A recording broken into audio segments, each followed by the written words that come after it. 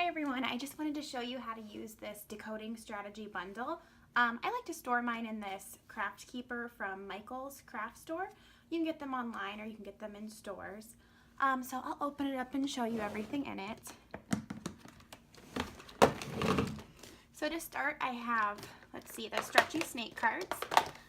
I have them for short vowels, long vowels, and irregular vowels. To use these, the Stretchy snake strategy is just when students will stretch out the word and then they'll put the sounds back together. So to use this, students would just do, for short vowels, they'd say id, hid, and then they would blend the word back together.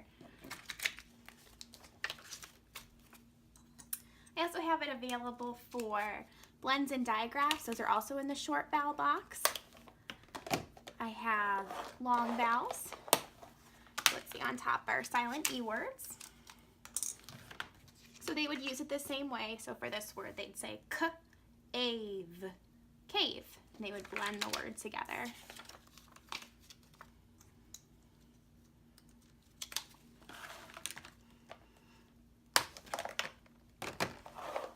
Then here for irregular vowels, they have, let's see, diphthongs and R controlled vowels. So it would be the same.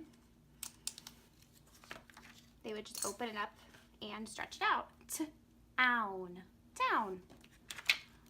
So to use those, they even have the directions at the top if you would ever need to remind students. They're just going to stretch out the word slowly by tapping the dots, and then they'll slide their finger on the arrow to say the word.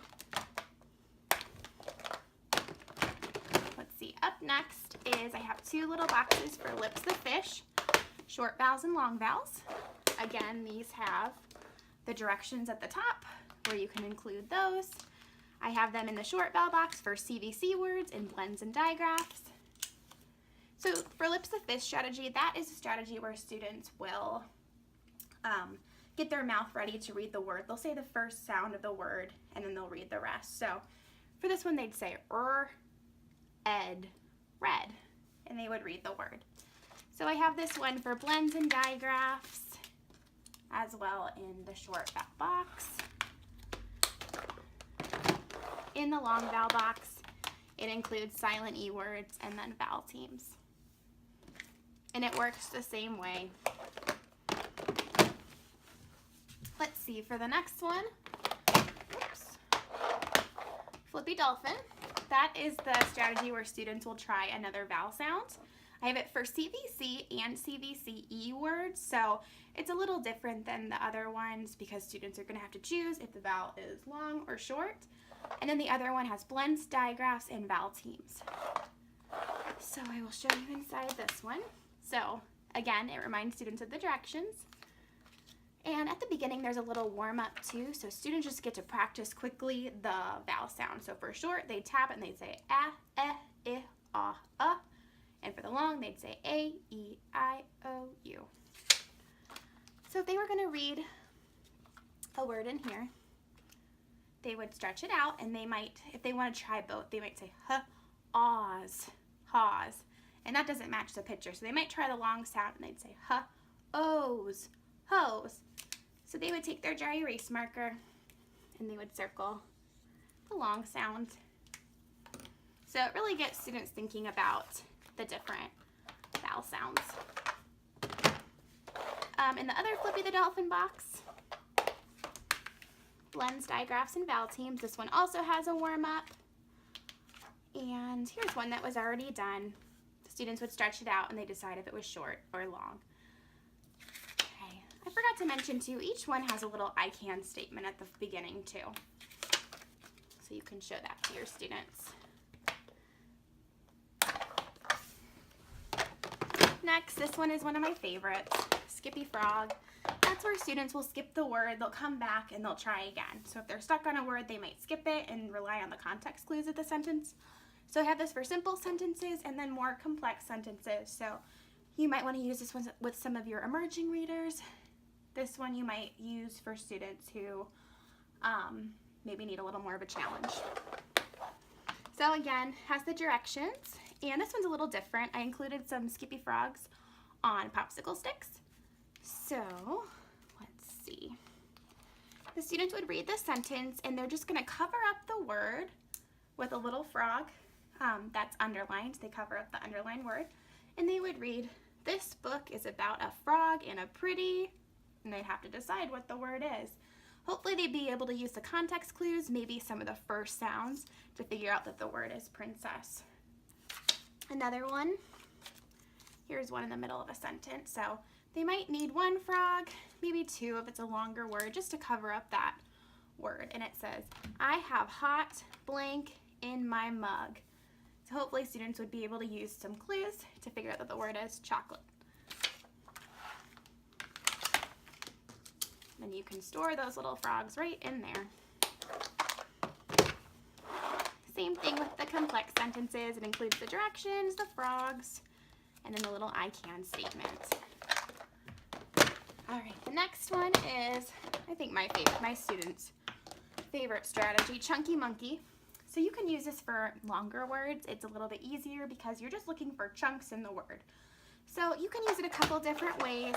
In this short vowel box, I stored mine with highlighter tape, so students can use the highlighter tape to focus on some of those chunks to help make the word a little more manageable. And those chunks can be smaller words, word families, digraphs, vowel teams, more things like that. So they can use the highlighter tape if you'd like to do that instead of constantly having to erase. Or, as you can see, there was some dry erase marker on this one. So students would just circle those chunks. So here's a digraph, and then maybe that LL ending, because they know it's just supposed to be O. So it would help to make the word a little more manageable for them. So that is available right there. Those are short vowel words. Here's your regular vowel, so it has some bossy R, some diphthongs, things like that. And then here are the long vowels. Next is Eagle Eye. Eagle Eye is a strategy where students will check the picture for a clue. So this one's kind of organized like the Skippy Frog, where there are simple sentences and complex sentences. So students would read. This one says, "I had a funny," and then this word is underlined. That might be a word that students wouldn't know. So they can check the picture. Hopefully they'd be able to solve that says dream. Sometimes students might have to use more than one strategy. They can use that lips the fish and kind of get ready for the first part of the word. They can use other ones if they need to, but all of them have an underlined word or sometimes more underlined words that match the picture.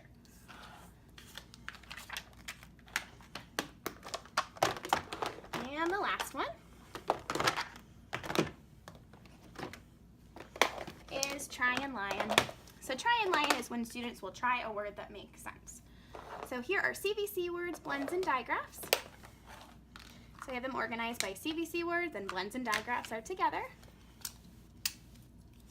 There's my I can statement.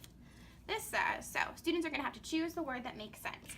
This says, "Don't miss the blank." So students would decide which one makes sense, bun or bus. Hopefully they would circle bus. So this one is also available with words with blends and digraphs. Again, all of them have those directions up at the top. I like to just store mine with these little butterfly clips. It makes it a little easier. And then this is also available with silent E words and vowel teams. I'll just show you one of the vowel teams, but all of them are set up in a pretty similar way. This one says, "Do you like to blank in art class? Pant or paint?" Hopefully they would take their dry erase marker and circle paint. All right, so I like these. I think they're a great way to start off guided reading. It really helps students to understand those strategies. Thank you so much for watching. I hope if you do decide to grab this that you and your students enjoy it. It's my favorite way to start out guided reading. It really gets students thinking about the strategies, and it's great practice before you start reading that book. It's also a great way to differentiate. So there's so many different cards, and there's a lot of different levels within them that you can always find something for students to do that's appropriate and at their level. Thank you again for watching. Bye.